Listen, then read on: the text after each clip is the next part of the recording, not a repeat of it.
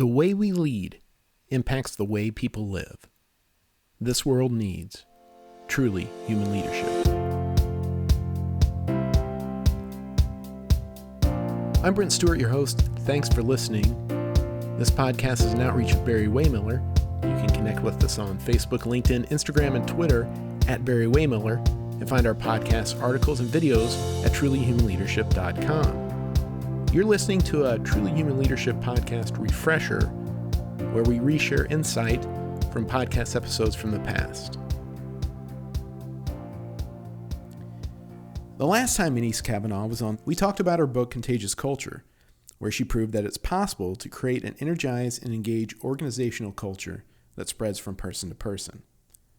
On this episode, Mary Rudder and I talked to Anese about her new book, Contagious You, where she focuses on the individual leader, showing how we are all contagious in our own way, and stressing the importance of leading with intention to achieve positive results. Now, let's talk to Anese Cavanaugh. There's Contagious Culture, which has been out there for a while, and now the new book is Contagious You. What is Contagious You? Tell us about what the book is. Okay, great. So Contagious Culture is simply a bunch of contagious yous hanging out together. So with Contagious Culture, I wrote that book to really help people realize that they are the culture. Every single one of us, when it's so easy to think that everything outside of us that's happening to us or in our organizations, it's so easy to think that things outside of us are creating the culture. But what I have found in my work, and I think we're starting to really see this more culturally anyway, but what I found is that every single one of us is the culture. It's not something outside of us that's making it. It's each of us, how we show up, what we bring, our intentions, our energy, and our presence, what we bring to our work, to our life, to our children. That is the culture that gets created. So with Contagious Culture, that book was really to help people see that they're the culture, and then to learn how to build a positively contagious culture with their teams and throughout their organization, and then in their own personal life. And then with Contagious You, what happened was, Contagious Culture came out in 2015, and the questions since then have been so great in the rooms I've been in around, people want to know, how do they deepen their IEP practice, which IEP is their intentional energetic presence. How do they deepen their practice? How do they, do this more gracefully and usefully with the people in their lives who maybe don't show up as well, or they're having a really hard time navigating different relationships? People wanted to know more about state, the energetic xylophone and shifting states and all these different pieces. And so when it came time to write the next book, I actually was thinking about two of them, and every single question that came to me pointed me towards Contagious You. So Contagious You is taking the reader more deeply into their own personal leadership and their intentional energetic presence, and then how do they bring that even more fully to create an even bigger contagious culture. Okay, so what you're saying is all culture is local. It's the way I interact with Brent on a daily basis, the way they interact with the rest of my team. What is the most important thing that I, as a leader of a team, need to do each day? Take care of yourself. How so? Take care of yourself. So in my mind, it's taking such great care of yourself, Mary, that your energy's handled. So your well-being, your health, your sleep, your mental health management, doing everything you possibly can to set yourself up every single day so that you bring all of yourself as intentionally as possible to each relationship. And that in my mind, after doing this work for 20 plus years, that's the common denominator I see with cultures that are healthy, and also with business leaders that are healthy, or leaders period that are healthy, is that they're working on their intentions and how they show up. They're working on their energy and how they take care of themselves, and they're actually present to what's happening in their life and with the people around them. Yet burnout is now considered a medical diagnosis, workplace burnout. So, I want to take care of myself, but that doesn't work so well in today's workplaces. Yeah, I agree. I think that this is, we were talking before we started recording today, and I think this is another place where we have to be talking. We have to make this conversation so normal in terms of the choices that we're making around creating space and making the conversation around mental health and the conversation around our physical and physiological well-being, making that a priority in our organizations. Because I think that we're at a point where burnout it's just been diagnosed, or it's just been, just diagnosed as a medical diagnosis. And I think that unless we start to really prioritize this and make this a not only okay, but actually celebrated, I think that it's just going to get worse. The other piece is that, in the book, I talk about the P's of burnout. And when I look at burnout, burnout to me is not always just the physical side of it or the mental side of it. There's the, staying connected to our purpose. There's staying connected to being present and really allowing ourselves time to pause. There's staying connected to people and remembering who the people are that we're leading and why we're leading. And then also remembering that we have people around us to support us. And then there's staying connected and giving full permission for pain and pleasure and play. And so I always, when people talk about burnout, I always want to bring in that it's not just about the self-care from a physiological standpoint, but it's also addressing those different P's to help us, partner with and even transform burnout. Self-care, I guess, would be the first thing to try to combat burnout. What are some of these other things that leaders can do to preserve themselves so they're showing up in a way that is positively contagious? Yeah, well, I think the other thing with the self-care piece is, and I just want to offer, is I think it's important to look at what our definition of self-care is and what we make that mean. Because I think there's self-care in terms of, exercising and food and sleep and all that. There's also self-care in terms of our self-talk. And one of the things that I really notice is that part of where people are burning themselves out is with the way that they talk to themselves and the way that, if they make a mistake or if, they're frustrated because they're not getting their workouts in or whatever's going on, that continuous conversation that we can have running in our head, that's exhausting too. And in my mind, that actually is a huge deterrent to our self-care. It's what is the dialogue that we're having. So I just want to offer that in, as well as really paying attention to, if I don't have time to go exercise 5 days a week and do all these different things, maybe the littlest thing I can do is I'm giving myself a 5-minute pause in my day just to take care of myself, check in, see how I'm actually talking to myself, and see what my relationship is with my self-care, what that actually means to me. So does that, I know I'm adding a little bit to that last piece, but I feel like it's really important. Yeah, I think that goes along with something that we tell people at Barry-Wehmiller is really important, is reflection. Take some time each day to really think about what you would like to achieve, what's realistic to achieve, and what's getting in the way, so that you have the right perspective and you're being really kind of authentic and present with yourself, because that's part of I can always have a list that's 100 things long, but that's not realistic. So making sure I take some time to really think about, what are the important priorities here? That's something that we teach our leaders all the time. Reflection should be part of everybody's day. Yeah, I could not agree more. I think, back to your question, Brian, about what other things can leaders do to be more positively contagious. I think there's a framework that I like to use first thing in the morning, and it's basically taking ourselves through the IEP method. And, the IEP method, if you look at it, there's 3 components. The first one is the ability to reboot our presence in the moment and to keep coming back to presence over and over and over again. The second component is building a strong, energetic field and foundation, which I'll come back to in just a moment. And that really has to do with self-care and what we've been talking about, the partnering and transforming burnout. And then the third part is the ability to create intentional impact. And so at the beginning of the day, if a leader has if somebody, and by leader, I mean any human being who's leading their life, who wants to have more impact and also wants to feel good doing so, that's my definition of a leader. So, I want to be clear about that. This is not just for senior leadership or somebody who's been given leadership title. It's every single human being, in my opinion, is a leader if they so choose to lead.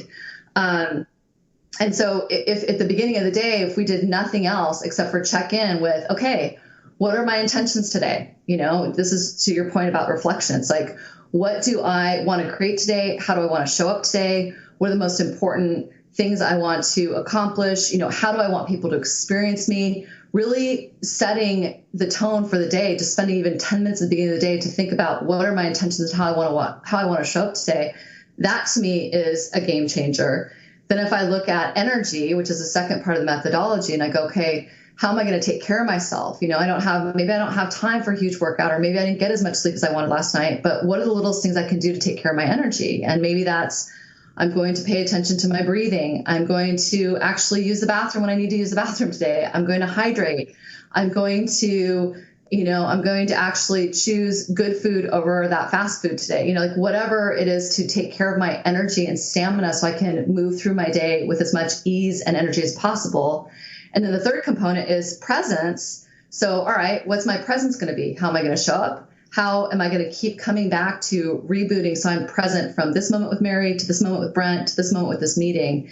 And I think those three things, if people did nothing else, like what are your intentions? What's the energy, you're bringing to the table, and how are you taking care of yourself? And then how present are you? Those three things in themselves, that right there, if we can give ourselves the gift of even a few minutes to address that and then kind of check in with it throughout the day, to me, that's where more positively and usefully contagious energy and leadership comes from. Why don't leaders do some of those things that you were just talking about on a regular basis? Why do we have to write about this stuff in a book to point out that these are the things that need to be done? Oh, gosh, that's such a good question. I think my experience of that is a couple things. One, I think people don't do it out of bad habit. Like a couple things. One, bad habit, they get up in the morning and they check their phone before they're even out of bed, and they're swooped into their day, and there's no time to actually stop or they don't create the time, I should say, to actually just stop and give themselves a minute to set their intentions. So, one could be bad habit. Two is a lot of times people don't know how. I can't tell you guys, I'm sure you've seen this as well. Can't tell you how many times I'll be talking with someone and I'll ask them, well, what is your intention? And they'll go, oh gosh, I don't even know. I haven't thought about it. Or, how are you taking care of yourself today to make sure that you are able to create that impact? Oh gosh, I don't know. I haven't thought about it. Or how present are you right now in this moment? Oh gosh, you know what? I'm in 18 different places in these. So I think a lot of times people don't, and I'll just speak to it in terms of IEP. In my experience, people don't realize that is something. It's just they've been moving through their lives so quickly that they don't realize that is something that they have control over if they so choose to start accessing the discipline to practice it. So bad habit, don't realize it, or just don't want to do it because it's so easy to get sucked into everybody else's demands. And so to me, at the end of the day, it always comes back to self-authorship and going, all right, if I am not having the impact I want to have, or I want to have even more impact, who is it I need to become, and what do I need to do to take care of myself? And am I willing to do the work, like set aside 10 minutes a day to really get intentional about how I'm going to show up? And that's kind of what it boils down to for me. Yeah, we find that all the time. People don't have the intention about it. They don't, especially with regard to formal leaders, because everybody's the leader of their life and everybody's the leader in some capacity in their life, in some part of their life. But in a formal leadership role, they just, they don't even stop to think about that, to do the work of leadership. Because there is work involved in just being, everybody on our company, or most people are player coaches, like I'm a leader, but I also have work to do. But if I don't stop and spend the time doing the leadership work, then the leadership doesn't work. Yeah, I agree. I mean, I think, and you're speaking to a really important point, which is that it takes work. So it does require an amount of intention and work and discipline to be proactive about your leadership. And I think that it can be very easy, especially when we're tired or we just don't know how yet, it can be very easy to be so incredibly reactive, and then to think that it's going to be such hard work to actually start getting in front of it. So I think it's important to underline, it is a conscious intention to become more and more of a stronger leader, and it does take work. But that work, in my mind, once you start doing it, you start making it a practice or a daily a daily practice. Once you start doing that, then it actually creates less work because now you're in front of things. And so you can be more the cause of things versus the effect all the time. Mm-hmm. So how does this all tie into something that you call in the book leadership depression? How does that manifest itself in terms of in terms of what we've been talking about? So leadership depression is just something I started to pick up on, where what I notice is there's a lot of people that are moving really, really fast, and they're taking on more and more and more and more. And they've got people that they report to, their bosses, and then they also have people that report to them. So they're kind of in the middle, or they've got clients that they're reporting to, and then they've got their staff that they're managing. And what I noticed, and where I came up with that term, was I started to notice this almost kind of malaise, like this tiredness that I would notice in people, where they would be doing stuff maybe really, really high performing, but it's this never ending hamster wheel where they're, even if they're doing their IEP and they're setting their intentions and they're doing their very best at taking care of themselves, there's this never ending stop. Like, at the end of the day, they're going, okay, wow, I'm exhausted from today. I had the work of 3 people that was really for one person, the work that should have been for 3 people, I'm doing it myself.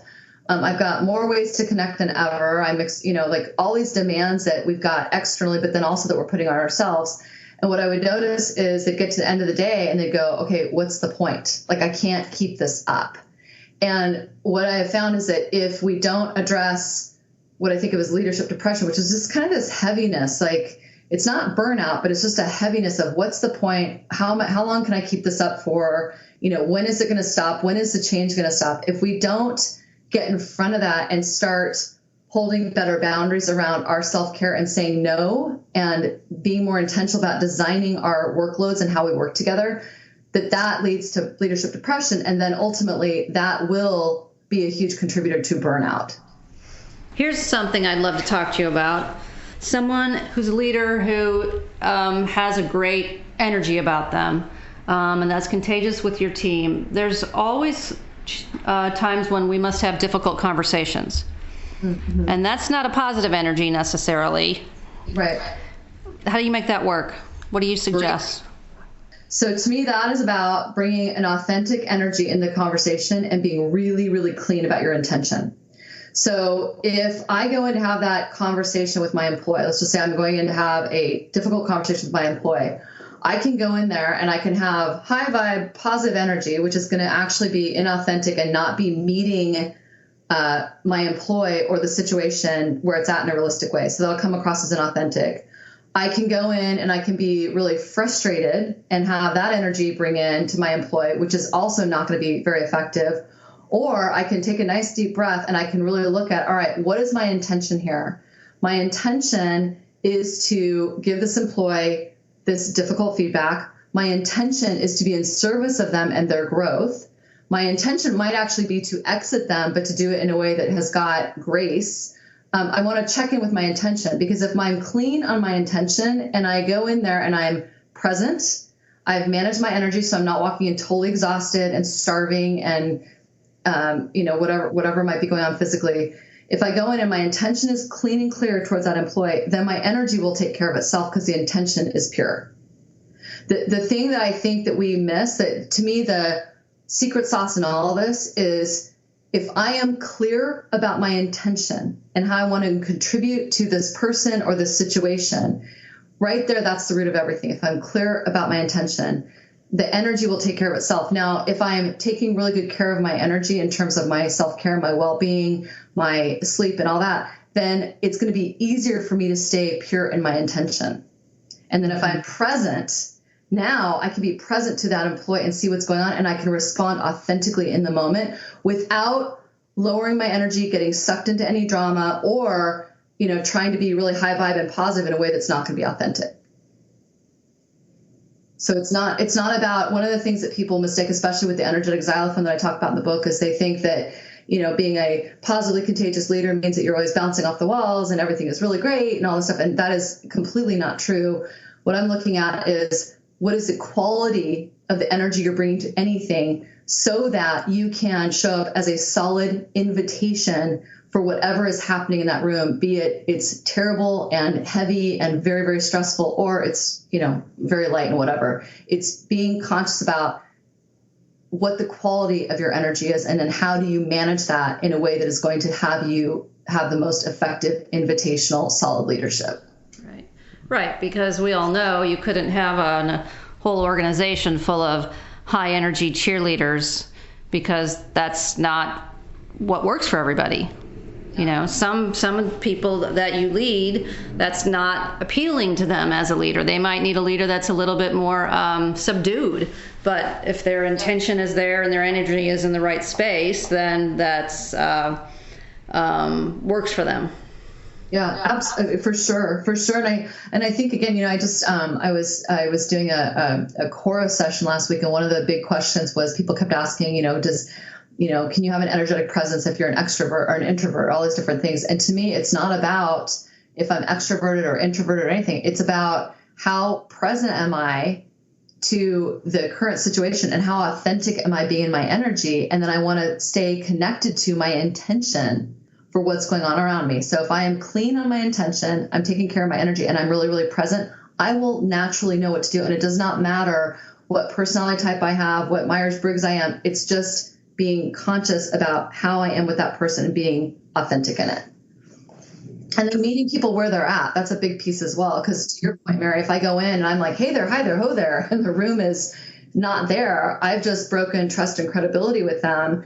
So I don't want to go in and pretend to be someone I'm not, but I want to pay attention to what energy is actually needed here. And if my intention is to meet the room where they're at and to be of service to them, my energy will naturally start to calibrate to meet them there. So is that the key then? Meeting somebody where they are, is that the key to cultivating positive energy, or is there more to that? Well, I think meeting people where they're at is key to leadership. I think that I think meeting people where they're at and being an invitation for them to come with you is where leadership is a form of leadership. So for example, let's just say I've got that employee you talked about earlier, and he's having a really rough day, and I've got to go get that hard feedback, and they're just not having it. So I go in and my energy's clean, my intention is clean, but that employee is really, really negative or even toxic.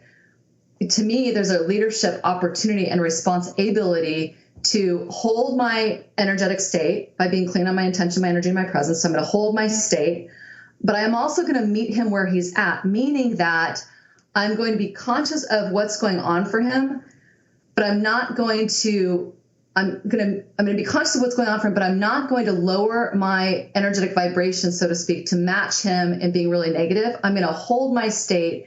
And in that, meeting him where he's at is acknowledging what's going on for him. So it might be, hey, George, I'm noticing this probably feels very stressful for you. I'm noticing your arms are crossed, your energy around you seem really angry. So that's a form of meeting him where he's at without making him wrong, so that I can be an invitation to him to actually step up into a higher level vibration to have a more productive conversation with me. Let's talk a little bit about negative energy right now. How can that cost an organization? What is the price of negative energy in that environment? Well, if you look at that, I mean, just take anybody, all of us could think about the cost of negative energy just off the bat, just in terms of how it feels. It doesn't feel good to come to work.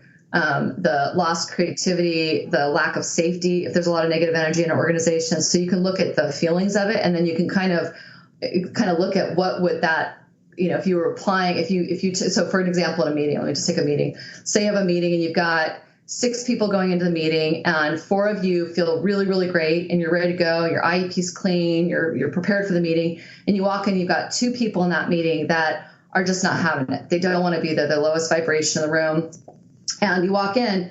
Typically, what happens is the lowest vibration will win, unless one of those 4 people is really good at holding their state and keeping their IEP clean. So a lot of times, and I'm sure you guys have probably seen this, you walk in a room and those 2 people are really low vibe. The 4 people that went in, all of a sudden the room starts to lower. And now the meeting is not going as well. They're not as productive. The meeting ends up not being a great meeting. And then everyone leaves and goes, oh gosh, see, meetings totally sucked. That was horrible, blah, blah, blah. And then the 2 people with the lowest vibe are super, super justified because the meeting didn't go well. So if you take just that meeting and you take those 6 people, and let's just say you take their average billable rate of what it costs to have them as an employee in the company, right there is a financial cost just for that meeting alone, let alone the time that they're going to spend gossiping and complaining when they go home about how horrible that meeting was, let alone, or not to mention the extra meeting that's going to have to be scheduled now to get stuff done that you didn't get done. So you can do it really, really simply in terms of what is the actual financial cost of a meeting with low energy, but you can also look at it much bigger, which is what's our lost opportunity cost? What does it cost us to not have a safe organization? What is it costing us in productivity?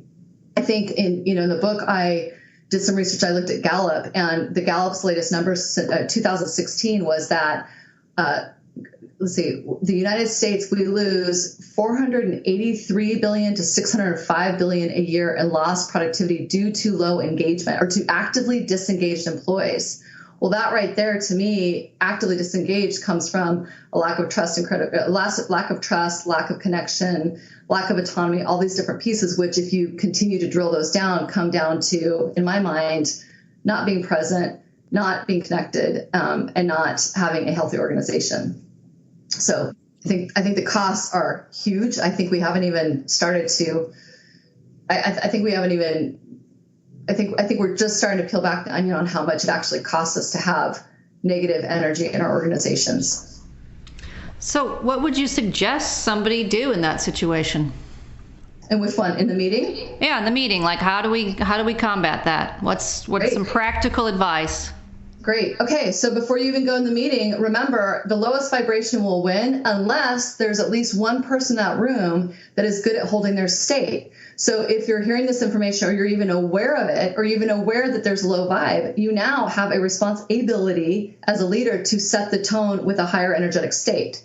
So practically speaking, before I even walk into a room, I'm going to want to get really, really clean on my IEP, set my intentions for how I want to show up, make sure I'm well-resourced. I've taken care of myself. I don't have to use the bathroom. I've got some water, whatever I need to do to take care of myself. And I'm going to be really present with that meeting. So if I walk in and I bring in a clean, energetic state, I have a better chance of being able to hold that meeting at that vibration and invite those people that are lower vibe to step up to meet me there. So that's the first thing, is one, to just do my own energetic hygiene first and hold my IEP so I can be in service of that room. That's the first step. If that doesn't work and the low vibe is still winning, then the next step for me, and I actually go through this and I give a framework for it in the book, but the next step will be for me to actually say, hey, George, what's going on? Like, let's just check in. How are you guys doing? How's everyone doing in the room today? And I could even do something like an energy check and just have people check in. Scale of 0 to 10, how are you doing? 0, you're terrible, you don't want to be here, you're exhausted. 10 being, you feel amazing, you're ready to light this meeting on fire, like it's going to be awesome. And I can actually have everyone just do a quick check-in. The minute I've gotten curious and put that in the room around checking with how people are, oftentimes those lower vibe people, for lack of a better expression right now, lower vibe will start to step up because they've just been acknowledged and they've been asked to share where they're at. So that often will take care of it right there because we've now just given it care and attention. If that still doesn't work, then I'm probably going to call a timeout and say, hey, George and Georgette, can we go outside? I want to talk to you for a few minutes. I'm going to ask them what's going on and get curious without making them wrong. Get curious about what's going on with the way they're showing up in the room. Is there something that they want to speak to? Do they need anything? And are they aware of the impact they're having on the room? From there, that will often take care of it. And if that doesn't take care of it, that's a whole other discussion, which I've only seen it go to a deeper level of discussion a couple times in my entire career. What is this contagion factor formula? So I've been paying attention to what makes us contagious, and I was playing with formulas when I was writing the book, and I basically, if you look at that formula, to me, it is the components that are at hand to determine how contagious we're going to be. So, for example, and it's a little hard to say it, but I'm gonna map it out, and so everyone just visualize it with me. The first component is we take our actions. So any action that I do, that's the top is it the denominator? The top number is the action that I do. Then underneath that, I would take an equation of looking at my emotions that I have when I'm doing the action, and I can give an example in a moment. The emotions times the intention that I have about that action or towards that person. And then over my level of self-care times my presence. And if I take the actions over those 4 things on the bottom and I multiply the actions over those 4 things, that is going to equal my contagious factor, which is going to mean how contagious I'll be, how positive or negative it will be, and how likely I am to get my desired result. So, for example, if we take giving someone feedback, and we take that left side, we look at the action. The action is the feedback, giving someone feedback. If I look at my emotions, and let's just say my emotion is I'm frustrated because I've given them the feedback before, I'm totally annoyed that I got to do this again. I think that they're a terrible person, like whatever it is, whatever my emotion is, times my intention. And in that case, my intention might be just get this feedback conversation over with. That's a really common one. Like, let's just get this done. So if you look at that, let's just say the emotion of, I can't believe the emotion is blame and judgment times my intention of let's get this done. Just imagine the energy that is going to be coming at that person in that feedback conversation. Now let's make it even more rich and look at my presence and my self-care. Let's just say that my presence is of really busy. I'm super, super busy. I can't be bothered by this. So that's my energy. My energy is busy times my self-care being I'm exhausted. I haven't taken care of myself. I'm moving from meeting to meeting. Now you've got another part of the equation, which is going to be even more detrimental to that equation. So if we look at that actions over those 4, the outcome of that feedback is going to be most likely negative, contagious, not well received by the person, and nobody's going to feel good from it.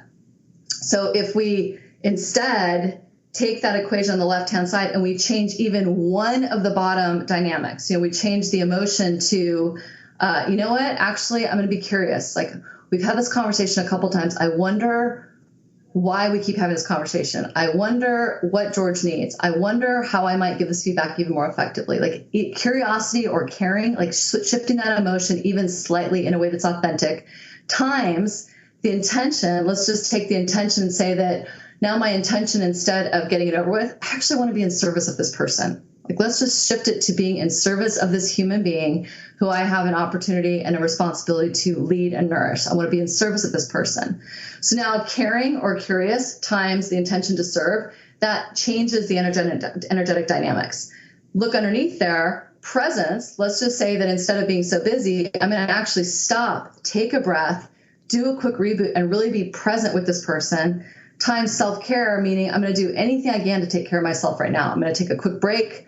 I'm going to go use the bathroom. I'm going to drink some water, whatever it might be.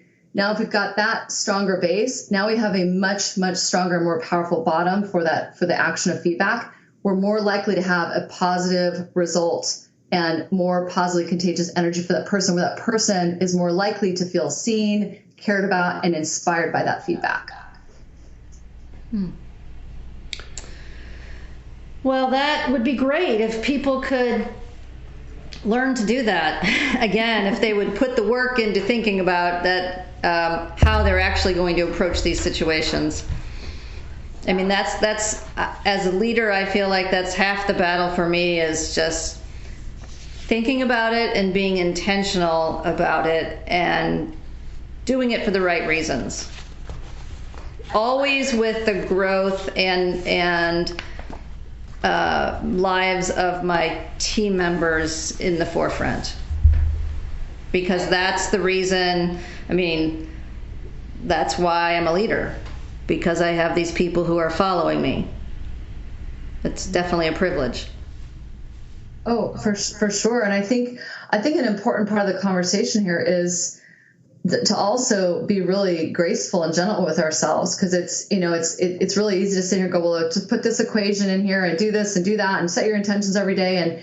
And I'll be the first to say, like, I get that can be daunting, and I get that can be a huge responsibility. But I also believe that if we can be kind to ourselves in the process and trust that even awareness. So to me, awareness here is 70% of the battle. If I have awareness that I'm not having the impact I want, or that my team feels really exhausted, or whatever's going on, as soon as I have awareness, I'm 70% there. The additional 30% is, what do I decide to do with it? And some days I might decide, you know what, I'm too tired. I'm sick of leading. I don't want to do anything. And that's a choice. So I want to own that choice. And then other days I might decide, you know what, I'm going to do the littlest thing possible, which in this case right now, it might be that I need to take a 5-minute break to go take care of myself so I can be in a better state to serve those people that I'm leading. And so I just think that grace is really important here. Being willing to have the conversation with our team about things like how we're showing up and our intentions, energy, and presence, even playing with the contagion factor formula and making it be something fun and something that can be our friend versus this really huge, hard leadership thing we've got to do. I think that is part of starting to wiggle our way into another paradigm of leadership. Mm-hmm.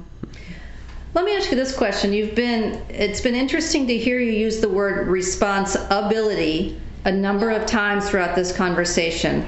I'm assuming that's intentional? Yes. Very.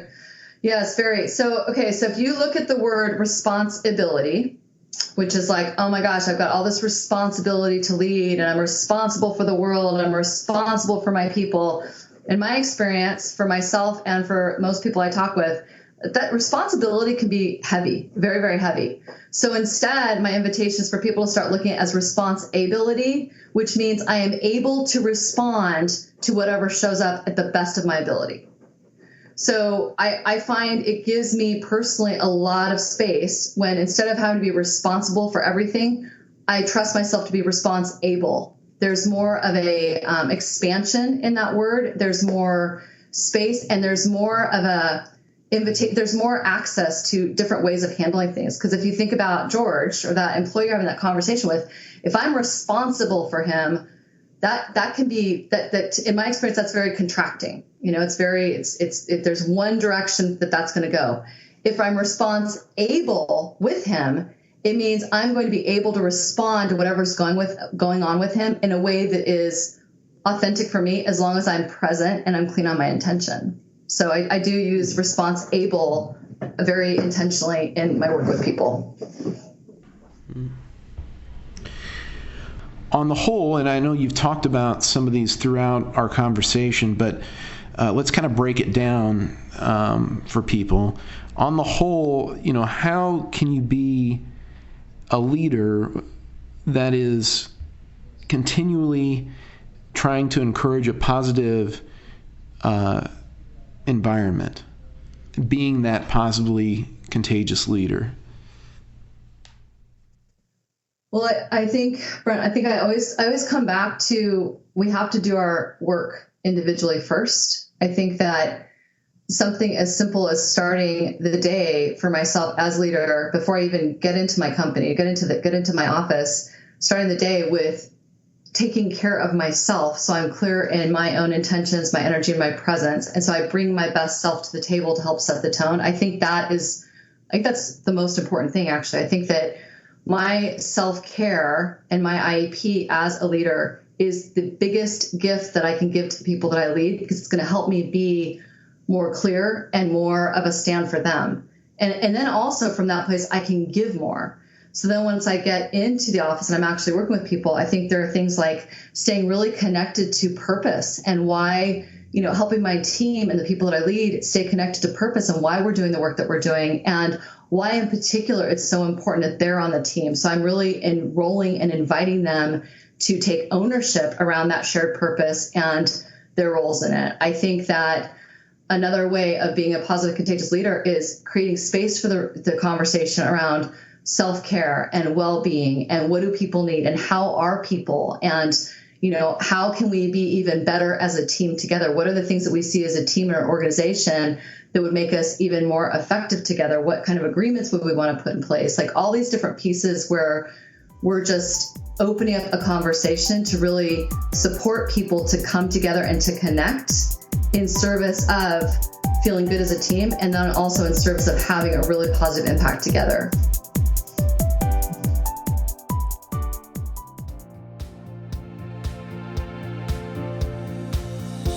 Don't forget to find us and connect on Facebook, LinkedIn, Instagram, Twitter at Barry-Wehmiller.